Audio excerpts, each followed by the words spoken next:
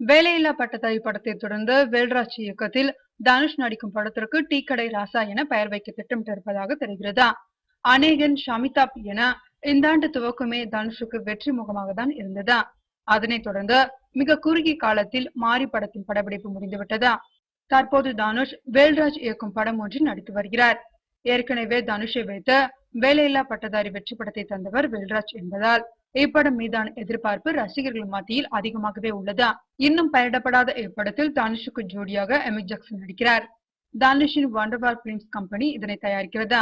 இந்த படத்திற்கு டீ கடை ராசா என பெயர் வைக்க முடிவு செய்திருப்பதாக தகவல்கள் வெளியாகியுள்ளதா.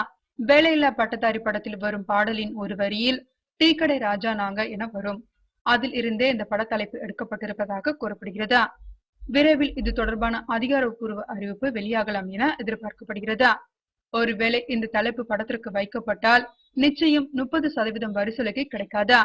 ஏனென்றால் தலைப்பில் வரும் டீ ஆங்கில வார்த்தை என்பது குறிப்பிடத்தக்கதா.